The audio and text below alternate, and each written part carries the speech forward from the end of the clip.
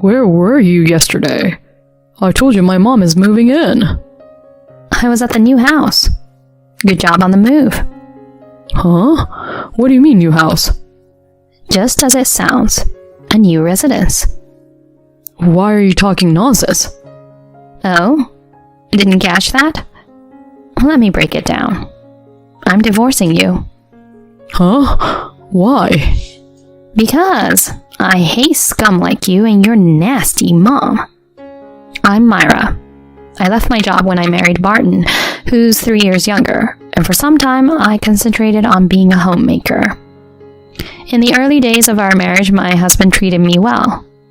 Although I was happy to marry him, I never got along with my mother-in-law, Louisa. She comes from wealth, and I come from a different background. My father passed away when I was young, and my mother raised me alone.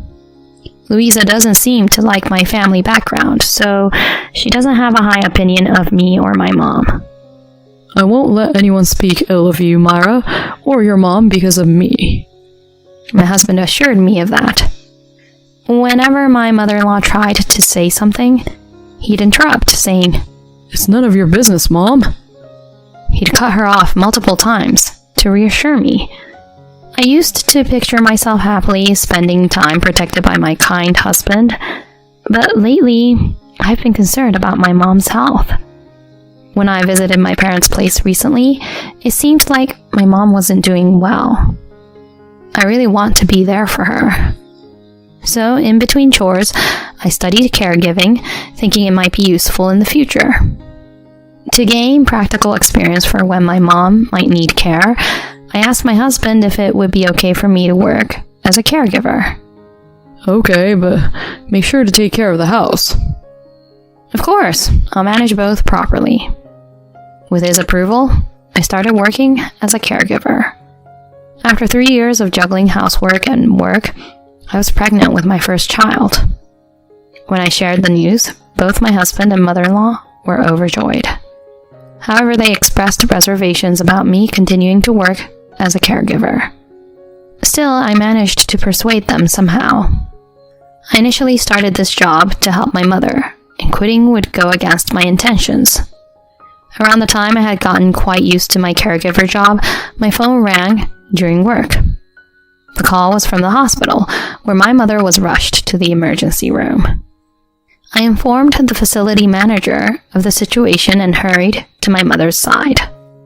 Then I was informed by the doctor that she had terminal cancer. Her remaining time was not long. She was recommended to the palliative care ward. After a brief conversation with my mother, I went back home to consult with my husband. I conveyed what the doctor told me to my husband. However, it was a bit awkward to discuss, mainly because my mother-in-law happened to be there today. Oh, I see. Must have been tough for you. Do you think we could take care of my mom here? No way. I wasn't asking her. It's depressing to have such a very sick person in the house. When Barton comes home from work, he'll have to be concerned about it, right? It's better to leave that kind of thing to professionals. Well, yeah, that's true. What? If she has a short life expectancy, then palliative care becomes crucial, right? I mean, isn't it tough for your mother to be here experiencing pain? Besides, I don't like coming home from work and having to worry about it either.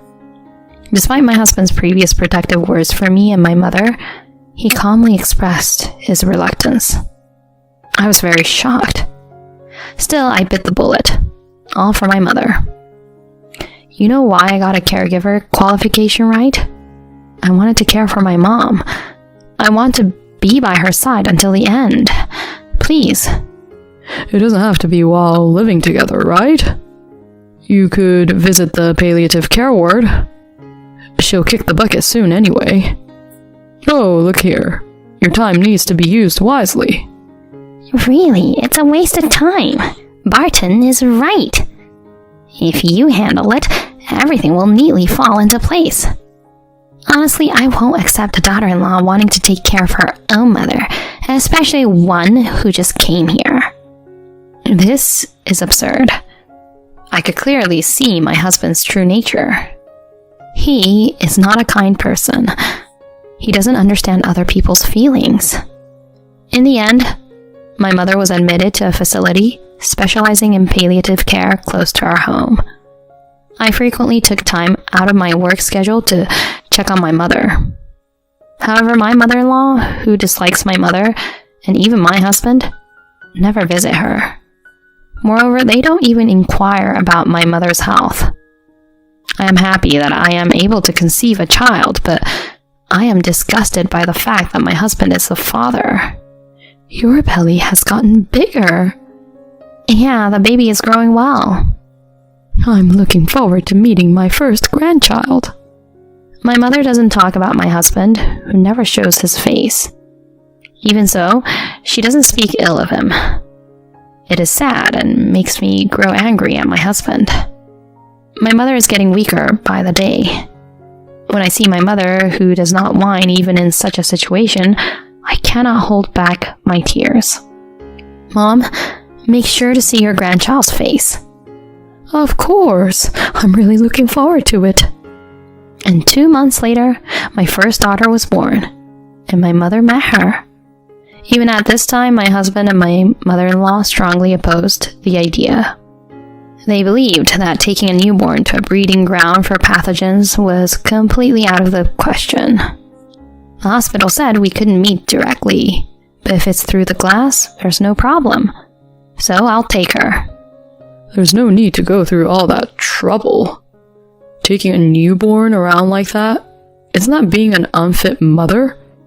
It's just on the way back from the hospital checkup. Even so, it's a long journey for the child. Long journey? The hospital is on the way between the maternity clinic and home, right? Barton looked puzzled. He didn't even remember where my mother's hospital was. Stop with the excuses. Some things are just not acceptable. As a daughter-in-law, you should listen to what we say, shouldn't you? So will Barton and you take the child for a checkup? Huh? If I go for a checkup, I'll definitely stop by my mother's hospital. If you can take the child to the hospital, I'll just rest at home. I can't drive. There's a convenient thing called a taxi, you know. That's too much trouble. Besides, it's dangerous to put a baby in a taxi. As long as Barton drives the car, we won't have a problem. I have work. I'm entrusting the child to you. So neither of you will even move for the sake of the child. I'll take the child for the checkup, so it's not a problem.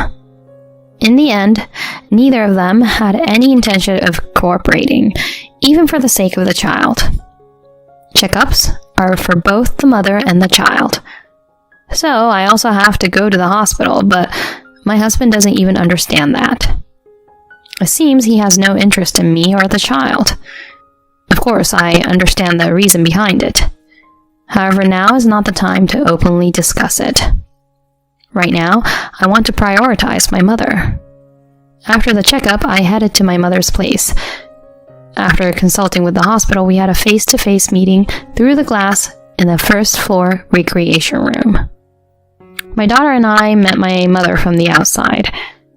My mother, who came in a wheelchair, gave my daughter a wonderful smile. I wished she could hold her. I was resigned to the fact that such a wish would not come true. However, when the doctor signaled to me, my mother in a wheelchair and the director came out to meet me at the hospital entrance. Director? I'm not the hospital director right now. I'm going on a break, so this time it's private. I'm just a regular guy. I don't know the hospital rules, but just for 5 minutes. My mother and I lowered our heads respectfully. Then my mother gently placed the baby on her lap. She's adorable, truly adorable. Myra, you did well. Good job. Even though she's still small, she feels quite heavy, doesn't she? I'm grateful she was born healthy. Thank you. With tears in her eyes, my mother smiled as she looked at my daughter. It brought joy to spend even a short time together with my mother and daughter. However, that night, my mother's condition suddenly worsened. I instantly understood that the vibration of my phone around 2 a.m. was a warning that my mother was in a critical condition. What the heck? At this hour? Why didn't you turn off your smartphone? I'm tired from work. There's no way I would turn off my phone under these circumstances. My husband was someone who couldn't even show that consideration. Mom's condition suddenly worsened. I'm going to the hospital. At this hour? What about my breakfast tomorrow? Skipping one meal won't lead to starvation. I desperately suppressed the urge to raise my voice. I didn't want to wake my sleeping daughter. When we arrived at the hospital, my aunt Adeline and her family were already there.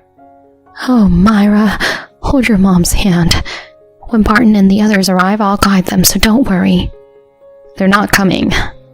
Huh? Is that so? Yes.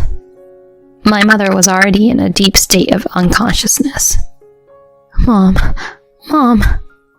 Myra. Mom. Don't cry. Today, your dad will come home soon. Let's all go out to eat. Oh, Myra, you're so cute. My mother's last moments were filled with a smile. Until the very end, she smiled. Until the very end, she peacefully entered into restful sleep with our family. My mother did her best with a strong will to see her grandchildren. It was a great relief for me to be able to let my mother see her daughter, even though I was deeply saddened. Afterward, I arranged the funeral, but there was no assistance from Barton's side. Supporting me while staying by my side was my aunt's family. None of Barton or his relatives showed up at the funeral. After the funeral, when I returned home with my daughter, Barton was waiting at the entrance. Bringing a newborn to a funeral is inauspicious. I ignored my husband and entered the house. In the living room, my mother-in-law Louisa was present. What's with that gloomy face? We all have a life expectancy. Your mother just reached hers early, that's all, right? Well, life expectancy is a fixed thing.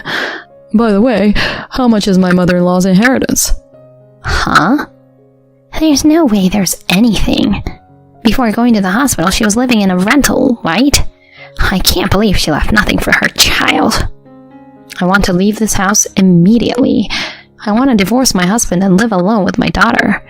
But I don't have the financial means to do that right now. If only I had the money, I wouldn't need to stay in this house. As my mother-in-law said, my mother's inheritance was meager. But if there's a lump sum, I can easily take it from my husband. That's because he is cheating. I've noticed it for a while now. The lingering scent of body soap from his suit, no signs of sweating on his dress shirt despite being out. I also know he brings his smartphone into the toilet and bathroom. And the decisive evidence was witnessing my husband arm in arm with an unfamiliar woman entering a hotel. I have evidence. Up until now, I had prioritized my mother, putting this matter on hold.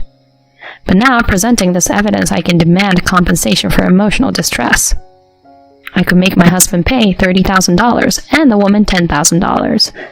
But with my meager salary, can I make my daughter happy with just $40,000? Taking away a father from a daughter who knows nothing. Is it okay to do such a thing? Various thoughts race through my mind, and I find myself stuck. The days of agonizing thoughts continue, and in the blink of an eye, it's been a year since my mother passed away. To commemorate my mother, I had a meal with my aunt's family. My aunt's family took care to arrange everything for me. They are truly close-knit. The love I once had for my husband, who doesn't care about me at all, is already gone. Myra, have you returned to work? Yeah, 6 months ago. You know I have to work. How much is your salary? Around $3,000, I guess. Hey Myra, is everything okay with Barton? Things aren't going well with Barton, are they?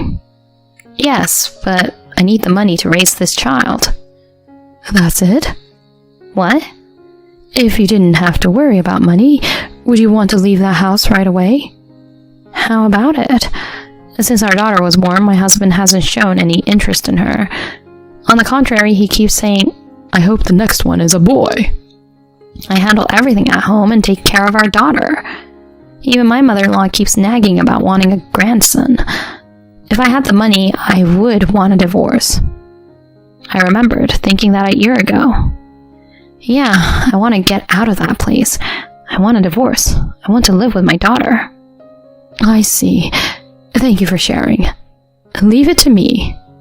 And 3 months later, with the prospect of divorce, all that remained was to confront my husband. However, an unexpected turn of events unfolded. Mom collapsed. Pancreatic cancer. What should I do? She doesn't have much time left. Yeah. I want to fulfill my mom's last wish. She wants to spend her final moments in this house by my side. I see. She'll be moving in this weekend, so please, cooperate. As I showed a smile, my husband, with tears in his eyes, said, Thank you. Then I left home for the weekend without seeing the move. I turned off the phone that hasn't stopped ringing all afternoon because it interferes with my daughter's sleep. The next day, I left my daughter at daycare and went to work. My husband was waiting for me with an angry look on his face. Why didn't you answer the phone? Where were you yesterday? I told you my mom is moving in. I turned off the phone because it would wake up our daughter. I was at the new house. Good job on the move. Huh? What do you mean, new house? Just as it sounds, a new residence. Why are you talking nonsense? Oh, didn't get it? Let me break it down. I'm divorcing you. Huh? Why? Because I hate scum like you and your nasty mom. What's with living together? What's with fulfilling the last wish? You make it happen. Don't drag me into your crap. What did you say when my mom passed away? She'll die soon anyway, so it's a waste of time, you said, right? I'll return those exact words. Your mom will die soon anyway. You should both drop dead together. I didn't say it like that. I'm sorry, Mom. I spoke foul words to someone who doesn't have much time left to live. But please forgive me just this once. I want to let out what I've been holding back in front of my daughter. I'm not ready to say it yet, but whatever. You're cheating on me, aren't you? Huh? It's probably true, right? Because I work in caregiving. You thought I'd take care of your mom while you enjoy lovey-dovey time with your mistress? Are you stupid? I'll demand full alimony. So please disappear and stop bothering me. My husband stood there dumbfounded. Afterward, the divorce with my husband was successfully finalized. I managed to secure both shared assets and alimony, all thanks to the help of my aunt. It was my aunt who also gathered additional evidence of the affair. She also covered the investigation expenses. That's not all.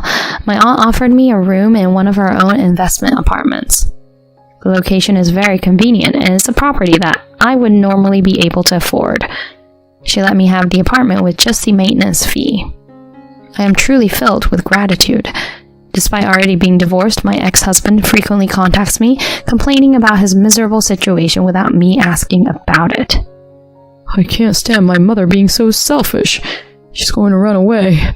She said she would get married. Maybe we need professional help. You should rely on the hospital. No, it takes a long time, and I don't know if it'll work. Besides, $5,000 a month is tough. Oh, you spent it all on your affair, took child support and shared property from me. Thank goodness, I got a lump sum for the child support. You squandered so much money. Mara, if you look after everything, I'll pay. How about $50 a day? Seriously, I'm glad we got divorced. I hung up the phone just like that, and I blocked all of his contact information.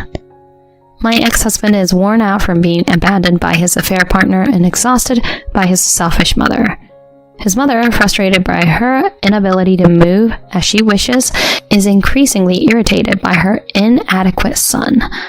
Just knowing that was enough to lighten my heart. Let's move forward without looking back at the past. In the not-so-distant future, I plan to raise my daughter without relying on my aunt. For that, I need to work hard at both my job and parenting. I will cherish and raise my daughter just as my mother did for me. I'm sure everything will be fine, because my mother is watching over us.